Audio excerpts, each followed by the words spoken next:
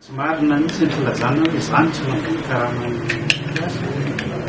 fa vokatra le tsy fanaran-dalàna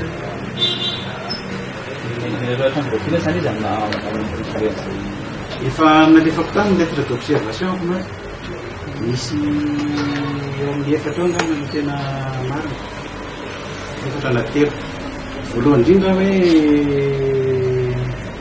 resaka pavillon efa fantatra hoe misy manofa reo pavillon reo fa tsisy montant prévisionnel na recette momba ny pavillon. Il y en a de même pour le cas de l'Omavec lazaina fotsiny hoe 90% amin'ny Omavec 10% amin'ny commune fa tsy misy eo montant prévisionnel na recette. Makaiza zany le 10% reo nefa ny trésorerie municipale raha vao tsy ao anatin'ny budget misy état prévisionnel da tsy hanao tsy handray ny recette mihitsy izy. Ny fahatelo manarakaraka izay efa nanaovako taratasy any zany tamin'ny taona mikasika ity le droit de circulation de véhicule lourd en ville mangalany zareo 10 000 ariary par véhicule par jour dia efa nandefa taratasy aho hoe tsy ara-dalàna perception ataonareo tsy voalaza anatin'ny code général des impôts tsy voalaza anatin'ny loi de finance ka ahoana ny ahafahanareo akanao ny perception tsy ndrara iny moa izy tamin'izay satria normal ny azy tafiditra anatin'ny loi de finance 2017 le izy fa nitotona avany indray ny budget primitif 2018 vola ao anaty observation tsy mahazo contrôle de légalité any ny zavatra remarque doavana anatin'ny koa anatin'le aty amin'ny farany le budget misy an'le tableau des effectifs et des emplois tsy mazava mihitsy ohatra lazainao fotsiny hoe agent na ino tsy fantatra agent tsy fantatra agent na ino hoe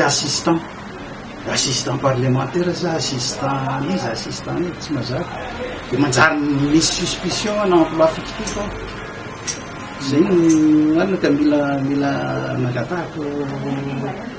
fanazavana kely précision kely zany zavatra zay le ziparka zany ino zany efa tafiditra ao iny 600 millions ariary io zany ny prévision na recette ny fa zay mihitsy ny nampatahotra amin'ny Omavec izy fa diverina indray ny ka ny ziparka ny ziparka ny nanao contrôle atao amin'ny trésorerie municipale fa zéro recette tsisy aiza ny comptabilité amin'ny momba ny ziparka tsisy zéro ariary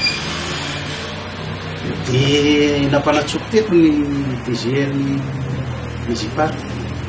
hoe nakaiza zany ny vola voalazo anaty contrat fa hoe 20% ny chiffre d'affaires tokony versé any commune dia nakaiza zany efa niraisiny zareo tany commune en espèce zay le lazay hoe tsy fanaran-dalàna ny finance publique tsy mitsupporté an'izany hoe misy recette dia tonga dia misy affectation na recette amina dépense déterminé tsy mitsupporté an'izany